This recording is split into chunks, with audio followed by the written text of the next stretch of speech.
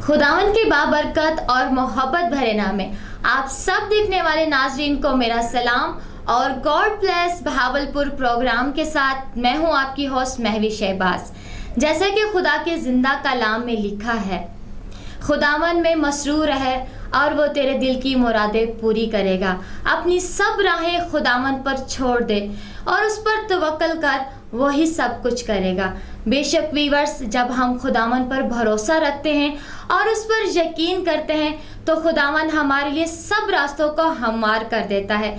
बेशक वीवर्स, खुदावन आसमान और ज़मीन का खुदा है। अगर हम आसमान के परिंदों को देखें, ना तो वो बोते हैं और ना ही वो काटते हैं, लेकिन फिर भी हमारा आसमानी बाप उन सबों को सब कुछ मुहैया करता है, उनकी हर ज़रूरियात को पूरा करता है।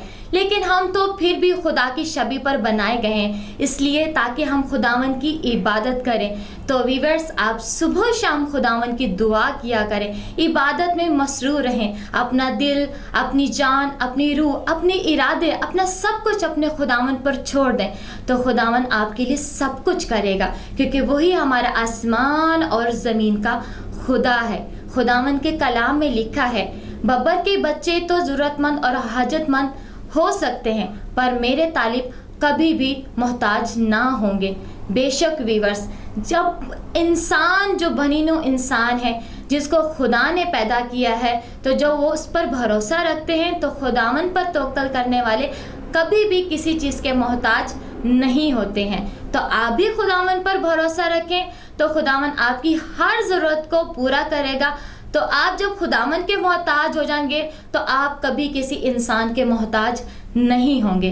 तो वीवर्स, आज हमारे साथ एक ऐसी ही शख्सियत मौजूद हैं जिनको खुदावन ने बहुत बरकत दी है, जो कि एजुकेशन के प्रोफेशन से रिलेटेड हैं। खुदावन ने उनको बहुत बरकत दी है और खुदावन ने तालीम जैसी नेमत का ताज उनके सर पर रखा है, और खुदावन ने उन्हें दुनिया के दरमियान, लोगों के दरमियान इज़्ज़त का ताज बख्शा है, ताकि जब वो इस तालीम को, इस खिदमत को सर अंजाम देती हैं, तो उनके वसीला से बहुत से लोग तरक्की याफ्ता भी होते हैं, तालीम याफ्ता भी होते हैं। तो आज की हमारी ऐसी पर्सनालिटी का नाम है क्रिस्टीना किरण। तो आइए इनसे जानते हैं कि खुदावन ने उन्हें उस्ताद जैसा ये अजीम मकाम कब और कैसे बख्शा, और खुदावन ने तरक्की उन्हें कैसे बख्शी। सलाम sister Tina ji, and good morning. Very good morning ji, कैसी हैं सिस्टर जी? बिल्कुल ठीक, खुदा के फजल से। जी सिस्टर जी, आपको गॉड ब्लेस बहावलपुर प्रोग्राम में वेलकम करती हूँ। Thank you, my pleasure. Ji, thank you so much. Ji, तो वीवर्स, प्रोग्राम को आगे बढ़ाने से पहले हम सिस्टर टीना जी के साथ मिलकर दुआ करेंगे, ताकि खुदावंद हमें आज के प्रोग्राम के वसीला से बरकत दे। सिस्टर जी, आपको वेलकम करती हूँ और आप दुआ करें ताकि खुदावंद आज के प्रोग्राम के वसीला से हम सबको बरकत दे। आइए हम दुआ करें। कदूस कदूस जिंदा आसमानी बाप, तू जो था, जो है, जो आने वाला है, सबके दिलों का हाल तेरे सामने खुली किताब की मानिद है मसीह यीशु। तेरा शुक्र, तेरी तारीफ़, तेरी हम्द सना सताइश करते हैं मसीह यीशु, इस वक्त के लिए, इस लम्हे के लिए जो तूने हमारी ज़िंदगी में बख्शा, कि हम इस वक्त इस प्लेटफॉर्म पर इकट्ठा हुए हैं खुदावन, और अपनी ज़िंदगियों को तेरे नाम को जलाल देने के लिए इस्तेमाल करें हैं खुदावन। तू हम सबके साथ हो है खुदावन, हर ज़ुबान का ज़िम्मा ले। इस प्रोग्राम के खुदावन जितने मुंतज़मीन हैं खुदावन, उनके साथ हो, ताकि ये प्रोग्राम जहाँ जहाँ देखा जाए खुदावन, तेरा नाम इज़्ज़त और जलाल पाए। इस अर्ज़ को, मिन्नत को सुन और कबूल कर, मसीह यीशु के नाम से, आमीन। खुदावन का शुक्र हो। सिस्टर जी, आप हमारे प्रोग्राम में, मुझे बहुत खुशी है। तो सिस्टर जी, मैं आपसे पूछना चाहती हूँ कि आपने अपनी अर्ली एजुकेशन कहाँ से हासिल की? मेरी अर्ली एजुकेशन हैदराबाद के कॉन्वेंट से है, सेंट मेरीज़ कॉन्वेंट हैदराबाद, और उसके बाद थ्रू आउट मैंने हैदराबाद से ही पढ़ा है। कॉलेज हैदराबाद का, यूनिवर्सिटी ऑफ सिंध हैदराबाद की, क्योंकि बेसिकली मैं हूँ हैदराबाद से। जी, तो आपने टीचिंग के शोबा को ही क्यों चुना? एक्चुअली मेरे अंदर पैशन है कि मुझे जो मालूम है, जो मुझे आता है, वो बड़े बेहतर तरीके से और बड़े एहसन तरीके से दूसरों तक पहुंचा दूँ। सो मुझे लगता था कि इसके लिए बेहतर तरीका है टीचिंग प्रोफेशन, जिसके थ्रू मैं अपनी नॉलेज को किसी के अंदर ट्रांसफ़र कर सकती हूँ बेहतर तरीके से। तो इसीलिए मैंने टीचिंग को चूज़ किया। यानी कि आपके ख्यालात थे और आपकी एक सोच थी जिसे आप में टीचिंग के ज़रिए पूरा करना चाहती थी। तो आप तो एक टीचर हैं, लेकिन आपके बाकी फैमिली मेम्बर्स क्या कर रहे हैं या वो किन मकामात पर हैं, आप उनके बारे में भी बताएं। हम ऑल टुगेदर 5 लोग थे इसलिए क्योंकि फादर, मदर, 2 भाई और मैं। अब हम खुदा के फजलो करम से सब शादीशुदा हैं, तो फैमिली एक्सटेंड हो गई है। मेरे डैडी जो हैं वो सीनियर सुपरिटेंडेंट जेल रह चुके हैं। अब वो रिसेंटली 1 साल हुआ है इनको रिटायर हुए। मेरी मदर जो थी वो अब नहीं है, शी इज़ पास्ड अवे, लेकिन वो थी तो वो फैमिली प्लानिंग में डॉक्टर थी। जो मेरे बड़ी भाई हैं वो DIG असिस्टेंट हैं, और जो छोटा भाई है वो मेरी तरह एजुकेशन के शोबे से ताल्लुक़ रखते हैं। वो द सिटी स्कूल में एज म्यूज़िक टीचर काम करते हैं। जी, खुदावन का शुक्र है, खुदावन का फजल है कि खुदावन ने आपकी पूरी फैमिली को बहुत बरकत दी है, और दुआ है कि खुदावन ये बरकत हमेशा आपकी फैमिली में ऐसे ही कायम रहे। तो जब आप हैदराबाद से बहावलपुर शिफ्ट हुई आफ्टर मैरिज, तो उसके बाद आपने क्या करने का सोचा? पहले तो मैं इतना फेडअप थी काम करने से, मैं सोचती थी कि मैं कुछ ना करूं जी। और ऑलमोस्ट 2 years मैं ऐसे फ्री बैठी। लेकिन जब मैं फ्री बैठी तो मुझे लगता था कि शायद मैं कभी ज़िंदगी में स्कूल गई ही नहीं, मुझे कुछ आता ही नहीं, मैं बिल्कुल अपने आप को स्पॉइल कर रही हूँ। और फिर मैंने सोचा कि जो खाली दिमाग है वो शैतान का घर है, तो बेहतर है कोई काम शुरू किया जाए। और फिर मैंने कोशिश की कि जो है ना वही प्रोफेशन जो खुदा ने मुझे मेरी मर्ज़ी के मुताबिक अता किया था, उसके मुताबिक मैंने दोबारा यहाँ पे द सिटी स्कूल को ज्वाइन किया, और फिर उसी मिशन से मैं दोबारा टीचिंग करने लगी। तो एज अ टीचर जब आप जॉब करती हैं, तो जब आप लोगों के दरमियान होती हैं, तो आपको किन मुश्किलात का सामना करना पड़ता है? बहुत से प्रॉब्लम्स फेस करते हैं हम लोग। लाइक एक क्लास में हम बहुत डिफरेंट तरह के लोगों से डील करते हैं। हर कोई एक बैकग्राउंड से नहीं होता, कोई मीडियोकर्स हैं, कोई हायर ग्रेड से हैं, कोई लोअर ग्रेड से हैं। सो हमें हर किसी की लैंग्वेज के मुताबिक, हर किसी के फैमिली बैकग्राउंड के मुताबिक उनको डील करना पड़ता है। और जो सबसे बड़ी बात है कि सिर्फ बच्चों को ही को नहीं, जो उनके पेरेंट्स हैं, सबको पता है आजकल हर छोटे से बड़े स्कूल में PTMs होते हैं, पेरेंट्स टीचर्स मीटिंग। सो बच्चों के साथ साथ फिर उनके पेरेंट्स को भी यकीनन हमें डील करना पड़ता है। तो डेफिनेटली डिफरेंट इश्यूज़ हैं जिसको हम बहुत एहसन तरीके से, क्योंकि खुदा ने हमें टैलेंट दिया है, हमारे मसीही लोगों को बहुत नवाजा है, तो खुदा का शुक्र है हम उसी वसीले से हम बेहतर तरीके से, एहसन तरीके से पेरेंट्स से बात कर सकते हैं। लेकिन इसके पीछे वजह यह है कि एक सच्चे मोती को पहचानने की ज़रूरत पड़ती है। बेशक वो किसी भी सूरत में हो सकता है, वो हमारे अंदर भी हो सकता है।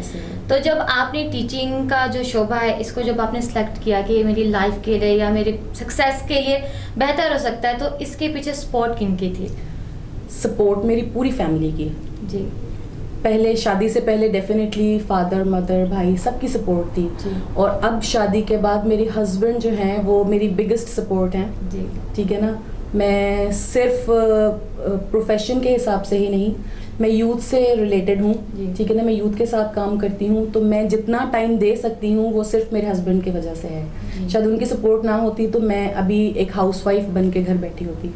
ये बेशक ये, क्योंकि हस्बैंड का सपोर्ट आफ्टर मैरिज बहुत इम्पोर्टेंट होता है, क्योंकि ज़ाहिर सी बात है, अगर आप वहाँ से, आपने कहा कि मैं इतने टाइम तक फारिग थी, लेकिन इस स्पोर्ट को, इस सोच को पूरा करने के पीछे आपके हस्बैंड का ही बहुत बड़ा, खुदावन का शुक्र है कि खुदावन ने ऐसा मुमकिन किया है। बिल्कुल। सिस्टर टीना जी, आप इस शोबे से कब से वाबस्ता हैं? मैं टीचिंग के प्रोफेशन से लास्ट 15 ईयर से वाबस्ता हूँ। मैं पिछले 15 साल से बच्चों को पढ़ा रही हूँ और एक ही सब्जेक्ट पढ़ाए ही चली जा रही हूँ जी। तो आप एज अ टीचर आप किन किन स्कूलों में अपनी खिदमत सर अंजाम दे चुकी हैं? मैंने स्टार्ट किया था द सिटी स्कूल से जी। मेरे टर्न्स बहुत है उन्हीं स्कूल्स में। द सिटी स्कूल से स्टार्ट करके फिर मैंने स्विच किया बीकन हाउस स्कूल में।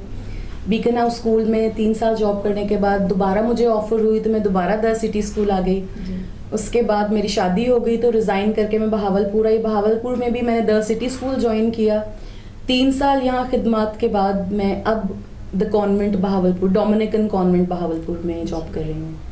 क्रिस्टीना किरण जी, जैसा कि हम सब जानते हैं कि इल्म एक ऐसी दौलत है जो बांटने से कभी ख़त्म नहीं होता, तो आपने इस दौलत को अपने स्टूडेंट्स में कैसे बांटा है? मैंने इस दौलत को अपने स्टूडेंट के साथ बहुत प्यार और मोहब्बत से बांटा है जी। मेरा सब्जेक्ट बहुत मुश्किल है। I am a mathematician. मैं 9th 10th O levels को मैथ्स लेती हूँ और शायद बच्चे बहुत खाइफ रहते हैं, बहुत भागते हैं एक मैथ्स टीचर से, लेकिन शायद मैं वो वाहिद मैथ्स टीचर होंगी जिससे स्टूडेंट्स बहुत मोहब्बत करते हैं। जी। ठीक है ना, वो चाहते हैं कि टीचर छुट्टी ना करे। जिस दिन मैं छुट्टी करती हूँ तो वो कहते हैं कि हमने आपको मिस किया। सो मैंने उनको ये नंबर्स की नॉलेज जो है ना वो बहुत प्यार से दी, क्योंकि मैं जानती हूँ एक डिफ़िकल्ट सब्जेक्ट है जी। और अगर डिफ़िकल्ट सब्जेक्ट को बहुत गुस्से से पढ़ाया जाए तो फिर बच्चे जो है ना बिल्कुल नहीं पढ़ेंगे। तो इसलिए मैं उनको बहुत प्यार से और बहुत मोहब्बत से पढ़ाती हूँ। जी। तो जब आपने इस सब्जेक्ट को चुना तो इसके पीछे आपकी क्या सोच थी? बेसिकली अगर देखा जाए तो बहुत टफ है, तो इस टफ सब्जेक्ट को चुनने के पीछे आपकी क्या वजह थी? एक्चुअली शायद बाय नेचर मैं खुद लॉजिकल हूँ, ठीक। तो मुझे पसंद था, मेरा फेवरेट सब्जेक्ट था। और शायद मेरा टर्निंग पॉइंट वो था जब एक मेरे रिलेटिव्स में से बच्ची आके मुझे पूछा कि मुझे फ़लाँ सब्जेक्ट का जो है ना मैथ्स का एक क्वेश्चन समझाएं। और मैंने तकरीबन कोई 4 घंटे लगाए और मैंने सोचा कि जब मैंने ये पढ़ा है तो मुझे क्यों नहीं आता। और 4 घंटे की मेहनत के बाद मुझे अंदाज़ा हुआ कि मैं ये कर सकती हूँ। वो मेरा टर्निंग पॉइंट था जब मैंने डिसाइड किया कि मुझे टीचिंग करनी है और मैथ्स पढ़ाना है। So it was my favorite subject, and still it is my favorite. ये क्योंकि आपका फेवरेट है इसी वजह से खुदा ने आपको तरक्की दिया, वरना बेसिकली बहुत कम लोग जो होते हैं इस चीज़ को चूज़ करते हैं। बिल्कुल जी। तो ज़बरदस्ती हम कोई काम किसी से नहीं जी, करा सकते। ये बात बिल्कुल ठीक है। हम ज़बरदस्ती किसी पर भी वो नहीं कह सकते कि आप ऐसे करो आप वैसे करो। तो आप इस महारत को, इस खूबी, इस दौलत को आप बहुत नरमी से, बेसिकली अगर देखा जाए तो बहुत नरमी से नहीं, बहुत प्यार से, क्योंकि स्ट्रिक्टनेस समटाइम्स बहुत रिक्वायर्ड होती है। जी। ठीक है ना, और नरमी बहुत अगर की जाए तो शायद बच्चे फिर भी ना समझें, लेकिन उस सख्ती में मोहब्बत का आंसर ज़रूर शामिल होता है। ठीक। ये तो फिर आपकी क्वालिटीज़ हैं कि आप ऐसे बिहेवियर और ऐसी सोच रखती हैं, और आपने इतने मुश्किल सब्जेक्ट को भी उसे प्यार में बदल दिया कि आपने किस तरीके से करना है। और हम सबको ऐसा ही करना चाहिए। ये बात वाकई हकीकत। और मैं सोचती हूँ कि खुदा ने हमें जो ये तोड़ा दिया है, सब लोग ये मानते हैं कि जो क्रिश्चियन टीचर्स हैं वो बाकी सब टीचर से बेहतर टीचर्स होते हैं। और उसके पीछे वजह यही है कि खुदा ने हमें जो टीचिंग का स्टाइल सिखाया है ना, हम उसको फॉलो करते हैं, क्योंकि यीशु मसीह भी तो हमारे टीचर ही हैं। बिल्कुल, उन्होंने जो तरीका सिखाया है हम उसको फॉलो करते हैं तो हम कामयाब रहते हैं। बेशक ऐसा ही है। बेशक व्यूअर्स, जब हम खुदा यीशु मसीह के मिजाज को अपनाते हैं तो वो किसी भी फील्ड में क्यों ना हो, तो यकीनन खुदा यीशु मसीह का मिजाज हमारी उसी लाइफ में, उसी टाइम, उसी चीज़, किसी भी सूरत में वैसा ही काम करता है। तो सिस्टर क्रिस्टीना जी, मैं आपसे पूछना चाहती हूँ कि एज अ टीचर, स्टूडेंट और टीचर का रिलेशन बहुत ही दोस्ताना होता है, तो आपका अपने स्टूडेंट्स के साथ कैसा रिलेशन है? आई एम फ्रेंडली, लेकिन मैं अपने स्टूडेंट के साथ एक डिस्टेंस रखती हूँ, ताकि जो उस्ताद की इज़्ज़त है वो बरकरार रहे। ठीक है, क्योंकि हम जानते हैं कि अगर हम बच्चों को फ्री हैंड देते हैं तो शायद वो हमारे ही सर पे चढ़ के नाचना शुरू कर दें। ठीक है, सो फ्रेंडशिप होने के साथ साथ एक स्टूडेंट और एक टीचर में एक सर्टेन गैप होना चाहिए ताकि इज़्ज़त का अंसर बना रहे। टीना जी, आप मुझे ये बताएं कि आप एज अ टीचर, आप दुनियावी तालीम अपने बच्चों में और रूहानी तालीम जो कि बहुत इम्पोर्टेंट है, वो आप किस तरह से अपने बच्चों में और अपनी फैमिली में बांटती हैं? दुनियावी तालीम के साथ साथ मजहबी तालीम बहुत ज़रूरी है। खुदा ने भी हमें कहा कि जो है हम अपने मज़हब को फैलाते रहें, तो स्कूल में भी दुनियावी तालीम के साथ साथ जो हमारे क्रिश्चियन बच्चे हैं, डेफिनेटली उनके लिए हमारे ज़रा डिफरेंट सेंटिमेंट्स होते हैं और उनको हम ज़रा एक्स्ट्रा टाइम और एक्स्ट्रा एफर्ट्स करते हैं उनके लिए। और इसी तरह से घर पे भी मैं एक मदर हूँ, मेरे 2 बच्चे हैं, एक बेटा है एक बेटी है, उनको भी दुनियावी तालीम की मद में मैं जो हूँ ना एथिक्स कोशिश करती हूँ ज़रूर समझाए जाएँ, बताए जाएँ क्या ठीक है और क्या गलत है।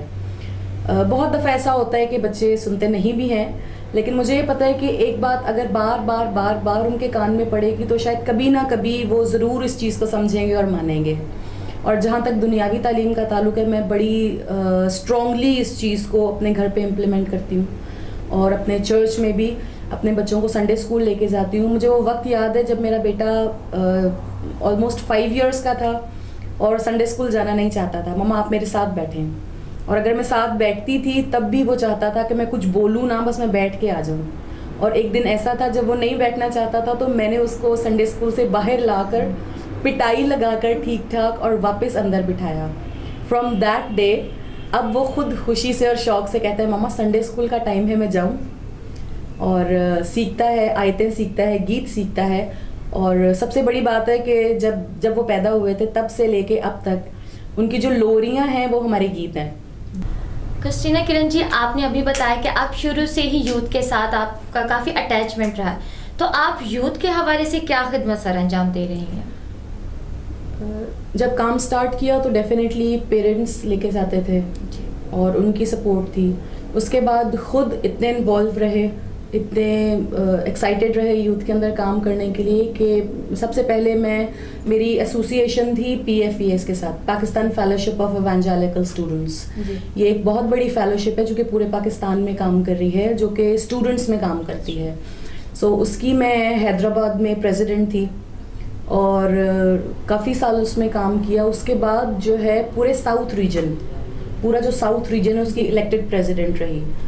और पूरे पाकिस्तान के जितने भी चर्चेस ऑफ पाकिस्तान की एक कमेटी बनी, नेशनल यूथ फोरम, उसमें तमाम चर्चेस से लोग मौजूद थे। तो मैं उसमें हैदराबाद की तरफ से कोर ग्रुप की मेंबर थी।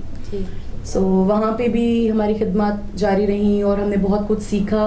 सीखने के बाद जब हम वापस आया करते थे तो हम फॉलो प्रोग्राम्स करते थे और उसमें हम एज जो है ना लीडर प्रेजेंट करते थे अपने आप को, जो हमने सीखा है कि वो हम किस तरह से दूसरों को सिखा सकते हैं। तो उससे हमें काफ़ी कॉन्फिडेंस मिला और आगे बढ़ते रहे हम खुदा के फजल से। और अब शादी के बाद जब मैं यहाँ पे बहावलपुर में हूँ तो अब भी मैं अपने चर्च के साथ एसोसिएट हूँ और एज यूथ कोऑर्डिनेटर काम कर रही हूँ।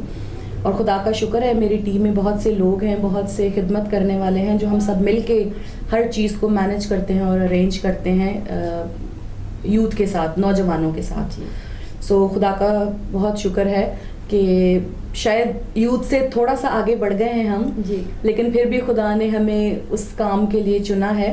और खुदा करे कि हम इतनी हिम्मत रहे हम में और इतनी करेज रहे कि हम इस काम को लेके आगे बढ़ते चले जाएं। तो आप ये यूथ का जो ये बहुत बड़ा काम है, तो आप सिर्फ बहावलपुर में ही करें या और सिटीज़ में भी है आपका?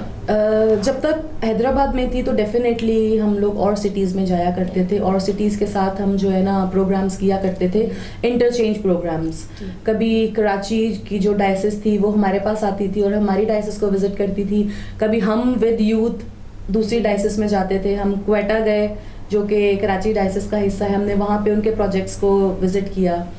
और इसी प्लेटफॉर्म से मैं नेपाल गई जहाँ पे एक कॉन्फ्रेंस थी, सारा साउथ एशियन रीजनल असेंबली। सो उस असेंबली में पूरे साउथ एशियन जो कंट्रीज़ हैं वो इन्वॉल्व थी, इंडिया, श्रीलंका, पाकिस्तान और बहुत सी कंट्रीज़ थी जितनी भी। वो हम सब ने मिल के यूथ को किस तरह से आगे बढ़ाया जाए, यूथ के साथ किस तरह से काम किया जाए वो सीखा। उसके बाद इंडिया में एक कॉन्फ्रेंस हुई, खुदा ने मौका दिया हम वहाँ पे जाएं और सीखें कि यूथ के साथ किस तरह काम करना है, ये यूथ को किस तरह लेके आगे बढ़ा जा सकता है। सो खुदा का बड़ा फजल है कि उसने मौके भी दिए, एक्सपोजर दिया आगे बढ़ने का। और टीचिंग के साथ साथ फिर हम इस शोबा से भी वाबस्ता हैं और इसको भी होल हार्टेडली कोशिश करके परफॉर्म करते हैं बेसिकली, क्योंकि हमारी यूथ जो है इनके वसीला से ही बहुत कुछ चेंजिंग आ सकती है और आ रही है, ऐसी बात भी। क्योंकि हमारे बहुत से शोबा जाते हम जिनमें भी देख लें आजकल स्टूडेंट्स हैं बहुत ही कम एज के, कोई डॉक्टर है, कोई टीचर है, तो हम देखें बहुत कम एज के स्टूडेंट्स जो इस फील्ड्स में आ चुके हैं।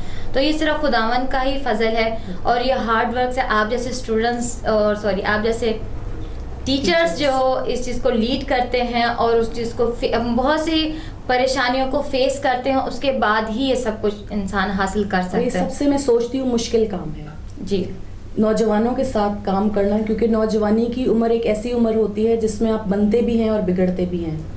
सो हम एज लीडर्स, एज टीचर्स, हम उनको किस तरह से संभालते हैं और किस तरह से रास्ता दिखाते हैं अपने मज़हब का, अपने चर्च का, अपने कलीसिया का, और किस तरह उनको एक अच्छा कलीसिया का सतून बनाते हैं, एक अच्छा कलीसिया का मेंबर बनाते हैं, ये हम पे डिपेंडेंट है।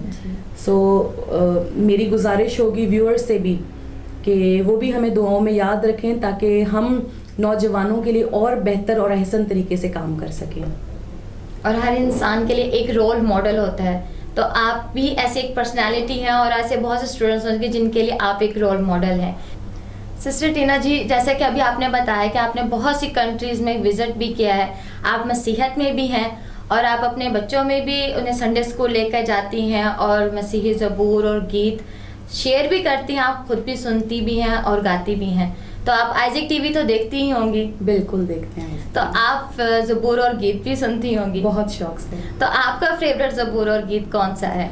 मेरा बहुत फेवरेट ज़बूर है ज़बूर 4, जो दो तेनू पुकारा में। जी, तो मैं चाहूँगी तो आप इसी ज़बूर को हमारे देखने वाले व्यूवर्स के साथ शेयर करें और उन्हें सुनाएं। ज़रूर मैं सुनाऊंगी, लेकिन मैं ये भी बताऊंगी कि मैं कोई प्रोफेशनल सिंगर नहीं हूँ। जी नहीं, So, खुदावन उन्हीं को पसंद करता है जो सच्चे बिल्कुल, रूह पर स्टार बिल्कुल। होते हैं। बस तो आप सच्चे रूह पर स्टार बनकर ही इसको सुना दीजिए।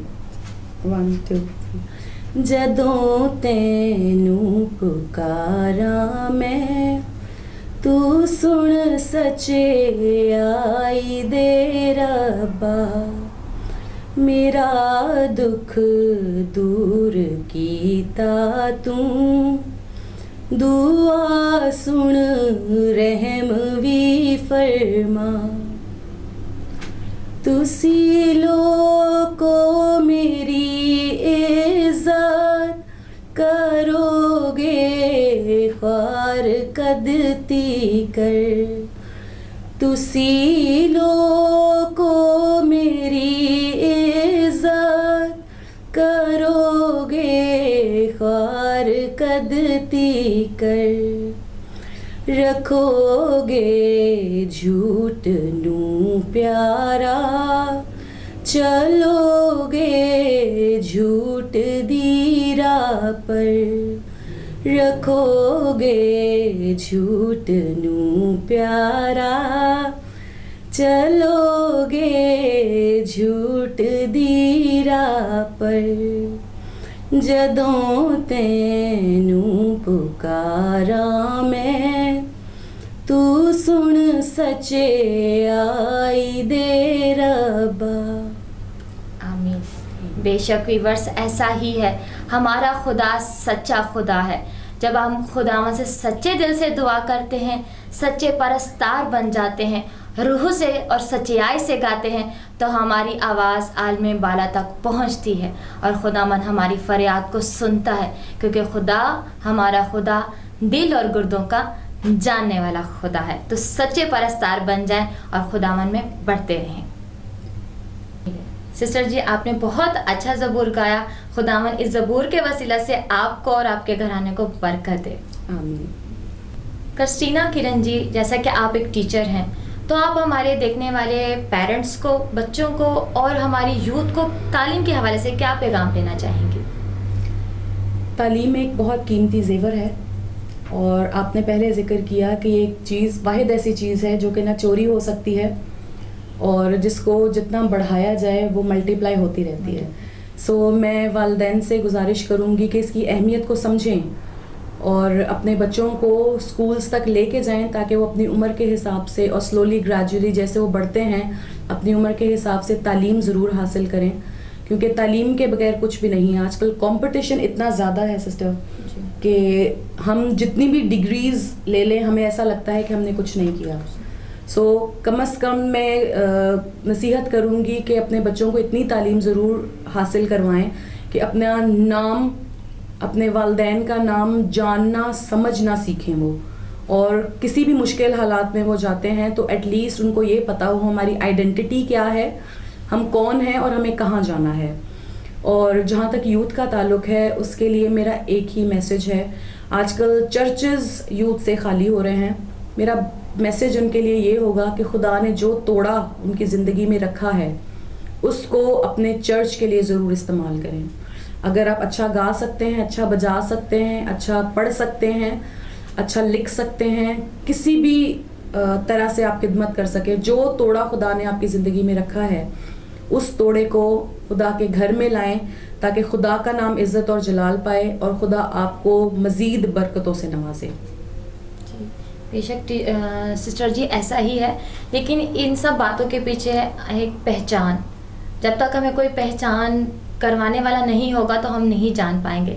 तो हमें इस चीज़ के लिए भी कोशिश करनी चाहिए कि हम पहचाने कि हमारे पास क्या बरकतें हैं या क्या चीज़ें हैं, हमारे पास ऐसी कौन सी सलाहियतें हैं जिन्हें हम इस्तेमाल करके बढ़ सकते हैं। इसके लिए मैं सोचती हूँ कि हमारा रोल बहुत अहम है, हमारे पास बानों का रोल बहुत अहम है।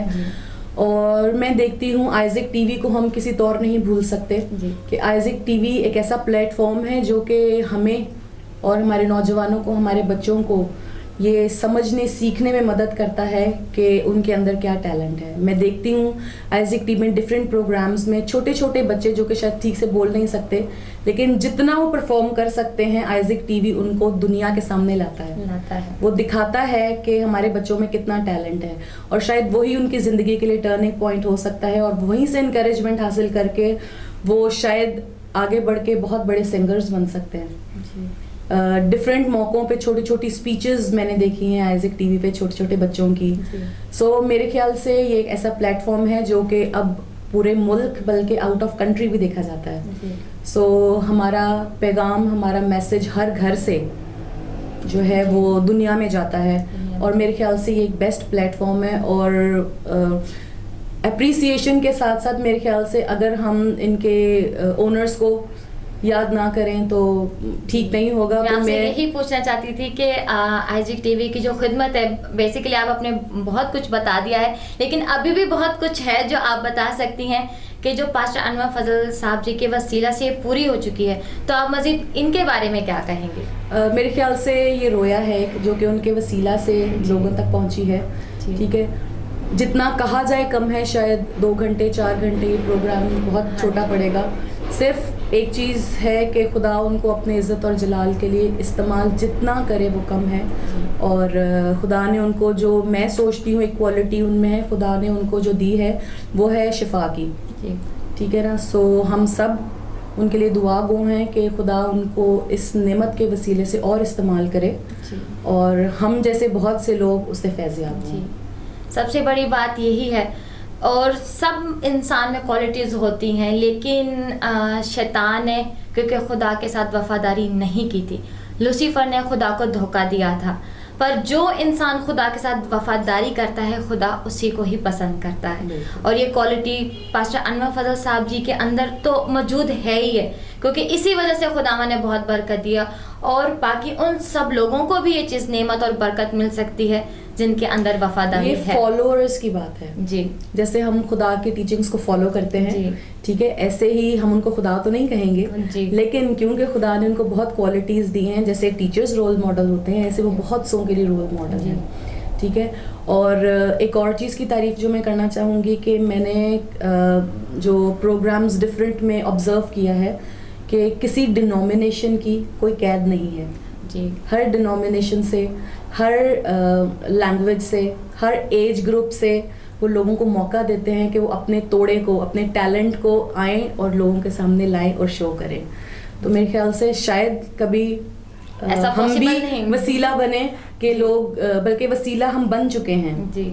हम कभी आज इस प्लेटफॉर्म को यूज़ करके मेरे ख्याल से हम भी वसीला बन चुके हैं कि हमारी आवाज़, हमारा टैलेंट, हमारा तोड़ा लोगों तक पहुंचे, और शायद बहुत से लोग हमें देख के इनकरेज हों और अपनी राहों से फिर कर पॉजिटिविटी की तरफ आएं। बाकी ये हो चुका है।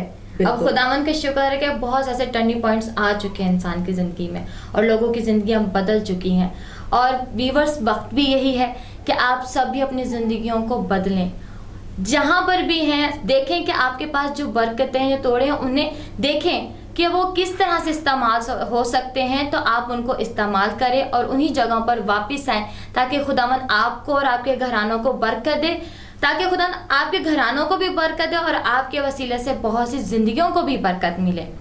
तो सिस्टर क्रिस्टीना जी, आपको हमारे गॉड प्लस बहावलपुर प्रोग्राम में आकर कैसा लगा? मैं बहुत प्रिविलेज्ड फील कर रही हूँ, बहुत ऑनर्ड फील कर रही हूँ कि मुझे मौका मिला कि मैं इस प्रोग्राम में आऊँ और अपनी तमाम जो मेरी ज़िंदगी है वो आपके साथ शेयर करूं, अपनी तमाम कामयाबियां, अपनी तमाम टर्निंग पॉइंट्स और हर चीज़ आप लोगों के साथ बांटूं। और आप लोगों से मिलके बहुत खुशी, और इस प्रोग्राम में आके मुझे बहुत अच्छा फील हो रहा है। Ji, thank you so much sister ji. खुदावन आपको बहुत बरकत दे, और खुदावन ने ख़ास तौर पे आपको बहुत सी बरकतें दी हैं, लेकिन मेरी दुआ है कि स्पेशली जो आप यूथ के लिए वर्क कर रही हैं वो इतना के कामयाबी तक पहुंच जाए कि एक ऐसा मकाम आ जाए कि यूथ की शक्ल ही बदल जाए। और खुदावन इस मकसद के लिए ख़ास तौर पे आपको बहुत बरकत दे। Thank you so much. आपने अपना बहुत कीमती वक्त मुझे दिया और अपनी लाइफ की बातें और गवाहियाँ और अपनी कामयाबी का राज आपने स्पेशली मेरे साथ और मेरे देखने वाले व्यूवर्स के साथ भी शेयर किया। तो खुदावन आपको बहुत बरकत दे। My pleasure. Thank you so much. तो व्यूवर्स, अब हमारे प्रोग्राम का वक्त ख़त्म होता है। फिर मिलेंगे नए प्रोग्राम में, नए गेस्ट के साथ, नई ज़िंदगी के साथ और खुदावन के नए कलाम के साथ। तब तक अपना बहुत ज़्यादा ख्याल रखिएगा और देखते रहिएगा आशिक टीवी और गॉड ब्लेस बहावलपुर प्रोग्राम हर मंडे सुबह 11 बजे और रिपीट रात 11 बजे। अब अपनी होस्ट महवीश शहबाज को इजाज़त दें with cameraman Aftab Gill. God bless Pakistan, God bless Bahawalpur, God bless Ashiq TV.